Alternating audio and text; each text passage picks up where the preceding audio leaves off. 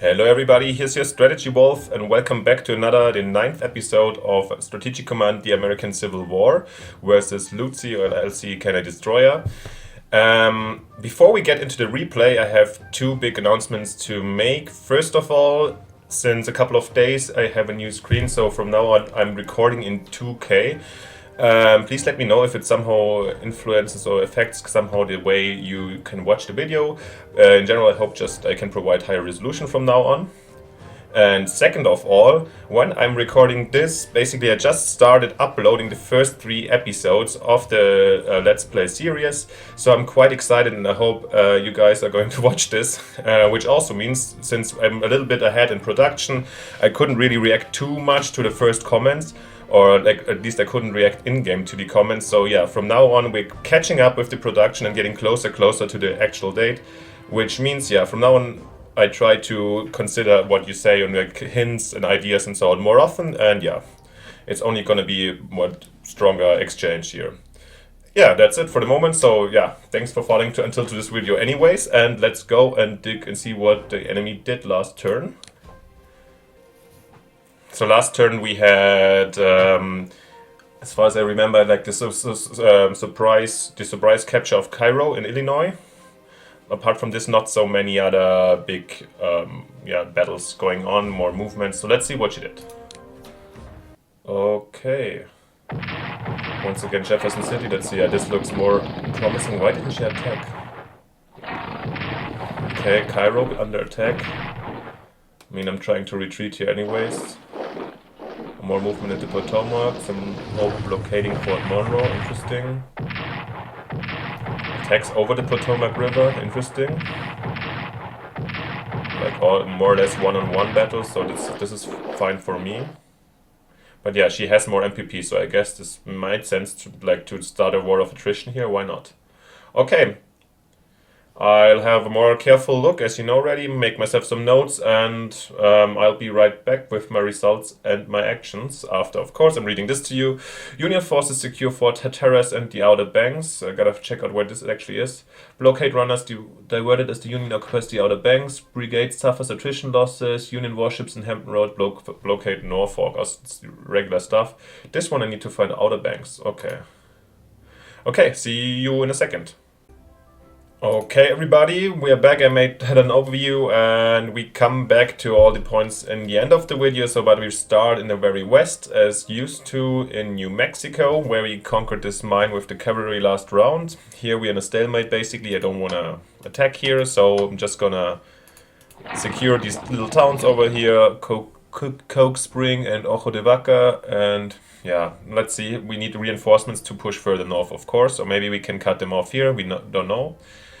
Yeah, as planned, we're gonna bring these dudes that we moved down all the last rounds to El Paso, this brigade, and we got these new rangers spawned last turn. However, I kind of traveled to Fort Worth, Texas. Where's this? I'm kind of tempted at Sierra. Now I'm kind of tempted to take them actually to the Nashville front to support the upcoming Kentucky and fights in the middle. So I will move them over here basically. So here they're connected in Richmond to the railway, where we can transport them with strategic deployment to other places. So let's make them move here, and from here on we can redeploy. Okay, so much about the very west. Going over here, last time we tried to attack here, which is not very promising, so let's just reinforce the Choctaw to 10. Here we saw, this brigade was moving back and forth a little bit, and since we have a very stable position here in the Indian Territory, just this very one regiment in Fort Gibson has 2 entrenchment. There's kind of a pain, and we have even the HQ here. So let's set this to auto assist and let's try to take down the fort with this brigade and the Cherokee, supported by this HQ, which should be able to support both of them, and I hope they are enough to take them down over the long term. Okay, to the Missouri front, we saw new attacks in Jefferson City. Still, she couldn't take it. I don't know why this wasn't placed actually. And a little bit of a problem should be that here isn't really no full supply. Our territory is kind of cutting all the streets to these western units, so they have really to work with bad supply values. Only this one is kind of open, but we saw she was defending this, so yeah, it's on thin ice. But I assume that in the next terms the enemy is going to be able to take them down. I mean, the readiness is sinking and sinking every time we refresh them.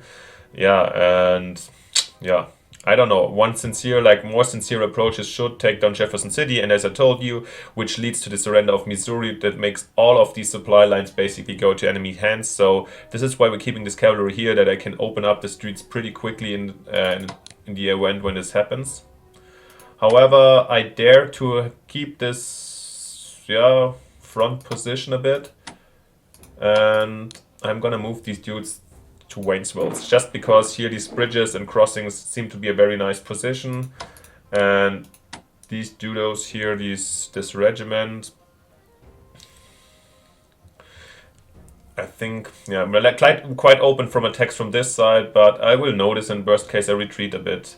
So how far can I go? 2 fields command range, so I don't know where to put the HQ, to be honest. This one I wanted to maybe use here to, yeah, I think the intention was to bring it here to defend the mine on the long term. I think that's still a great idea, because we don't know what's coming from here, so that we still have those guys here to defend them from potential like surprise attacks.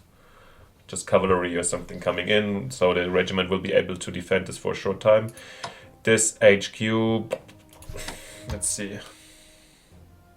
Actually, supply is pretty awesome right here at the moment, but of course this will change as soon as it breaks down. But yeah, let's just move it here. Or to Lebanon. I mean, there's no strong force, and these are like wounded, so I think even they won't have a strong push here to take out the entire HQ. As a worst case, I can always retreat and shuffle here the cavalry in.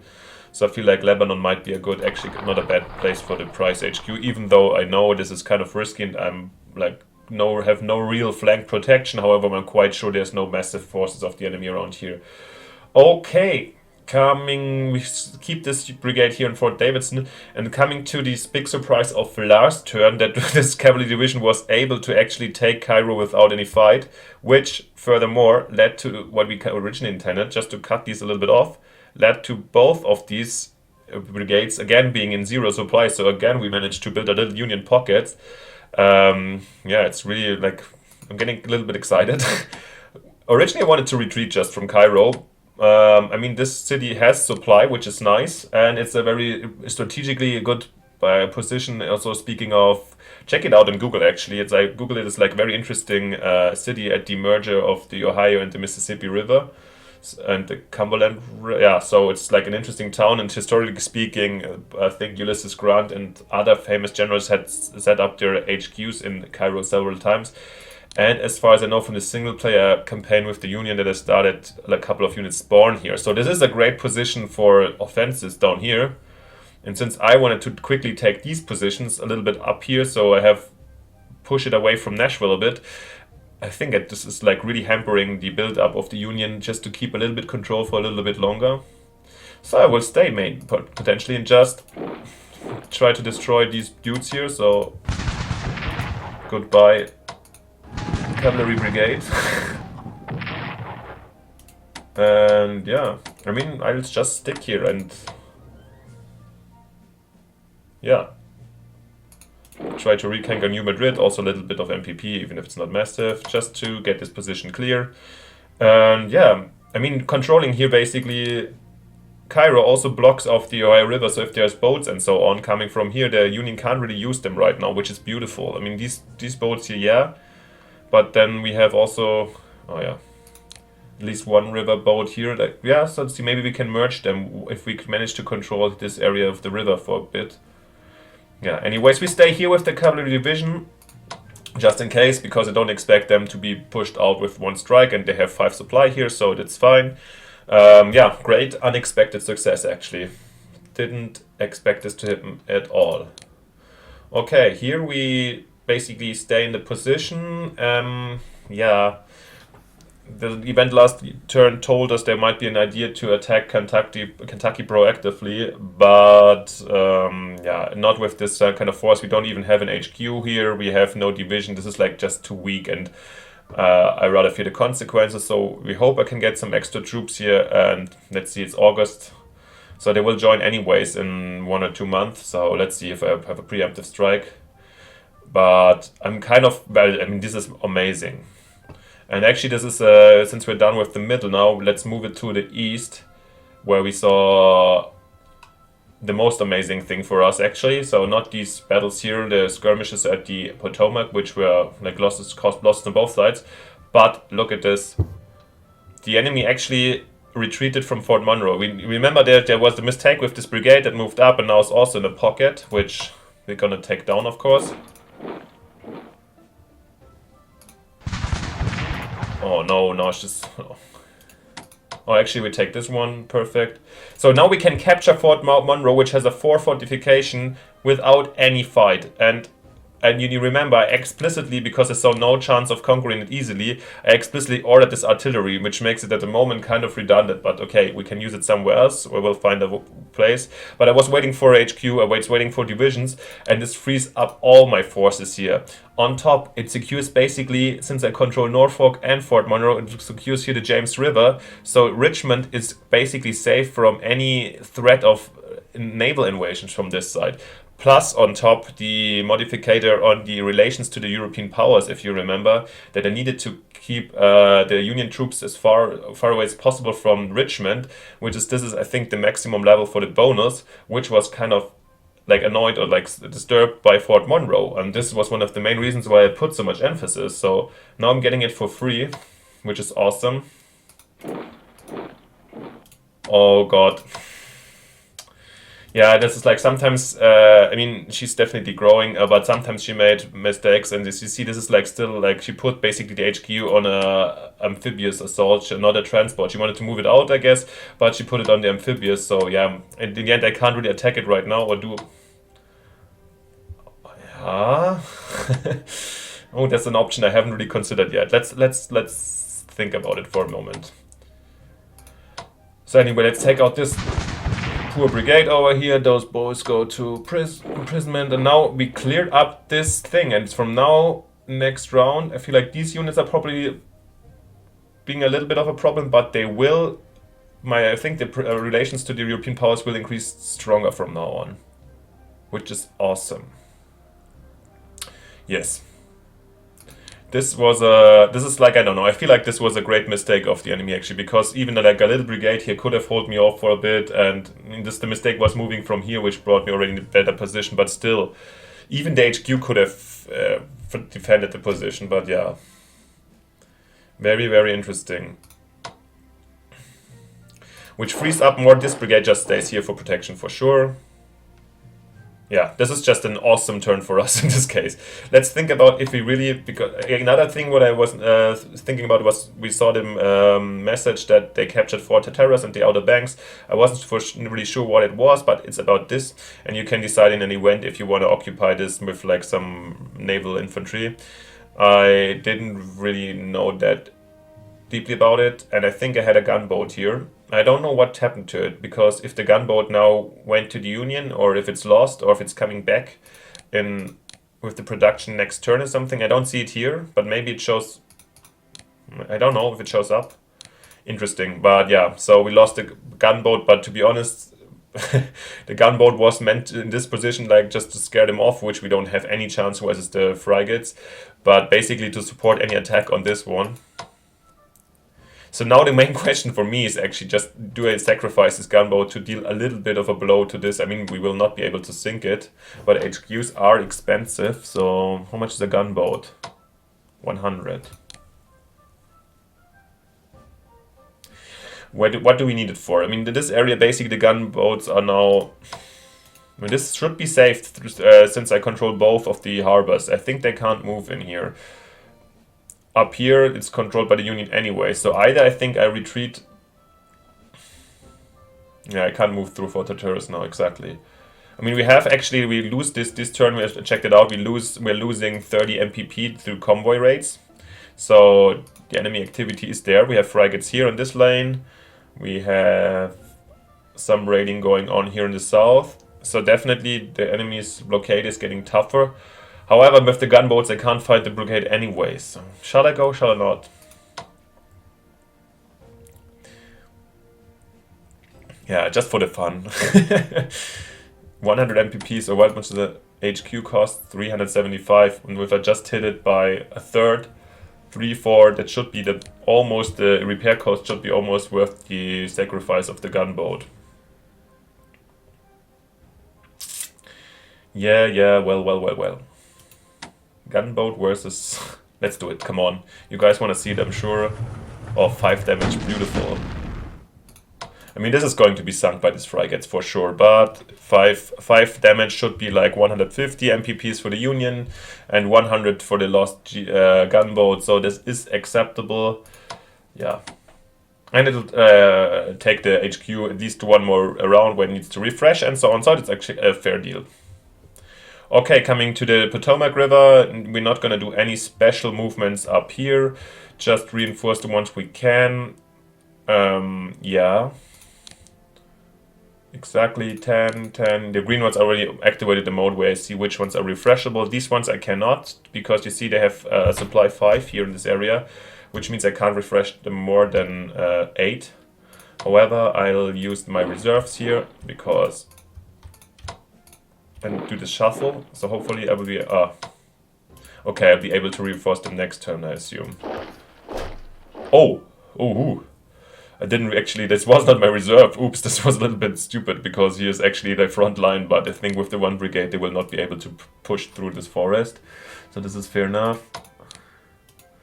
Shall I keep a reserve here or just rather prevent them from going here? I think, given the current situation, I feel like reserves are not that important, to be honest. Not yet, as long as they only attack with brigades themselves, so rather prevent them from crossing the river once more. Our hero cavalry from Alexandria is going to be reinforced.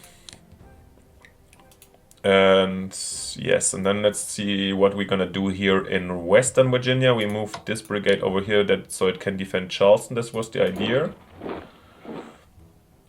We brought these rangers up. So actually, like, it's maybe protect all these 3 bridges here. We have the regiment, the rangers that are...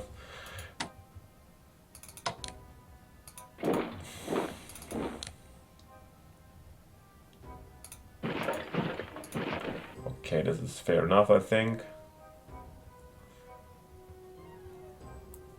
I mean, this polk is HQ polk is here more or less in a reserve position because I know it's not getting active at the moment. But if any push comes here to the Shenandoah Valley, I feel like we can reinforce this soon, especially since this cavalry is fully operational also for scouting. So maybe we actually go for the scouting mission next turn. So yeah, this seems like a halfway solid defense here. Actually, yeah, this Fort Monroe was a gigantic success this turn. To be honest, I can't play it down. It's like awesome, and yeah, I'm thrilled. So yeah, let's see. Did I forget anything? I think we should be done with the main movements. Yeah, that's kind of it. Good stuff going on. And then we have 1072 MPPs left, which leads me to a very simple purchase of 3 divisions this turn. Since we need more troops on the ground, especially Tennessee, but also here, since the brigade is going to fade out as a useful unit. We're gonna save up to 170 for next week, so yeah, for next turn. So yeah, we have now 1, 2, 3, 4, 5, 6, 7,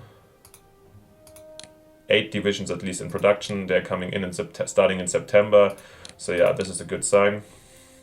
So I feel I don't want to do a 1861. We're only in August yet, but I don't want to do the summary. But I definitely feel we had a good start. Obviously, also a little bit we're benefiting from the opponents being really new to the game. So yeah, of course, these kind of mistakes happen. Yeah, but she's definitely improving, and see the ambition in her, and like how much she's literally working herself into the game. And it's just the 9th turn so far from a lot of turns. It was a good start for us, but still the Union has huge superiority in terms of technology and industry. So yeah, let's have a quick look. So we have 97% fighting spirit, 92%. So yeah, they're getting a little bit weaker. This is our main advantage. So interesting. Now we're in a good position for the start. I didn't expect this great start, to be honest. This is more than I ever dreamt of in this area, especially, to be honest, especially Fort Monroe plus the Potomac front line, which wasn't expected. So great stuff. But yeah, I expect at some point American or Union offensives against us, and since we are in general still kind of the defensive position. Anyways, yeah, what do you think about it? Please let me know. Use the comment function since we're getting closer to the production date, actually, as I told you. And yeah, smash the like button, subscribe, and yeah, thanks for watching, and then see you next turn. Oh yeah. And once again, I forget about this, so let's see if any events happen. Fighting spirit falls due to the loss of Fort Monroe. As you see, my fighting spirit really increased a lot. And partisans from our side in West Virginia. Oh, beautiful. These brigades move to They blockade Norfolk. Raiders being disrupted. Yeah, all over the place. Oh, I clicked away the MPP income, but that's it. So yeah, again, thanks for watching. Like, subscribe, and please let people know about this nice project. And see you next week or next turn again. Thanks, bye.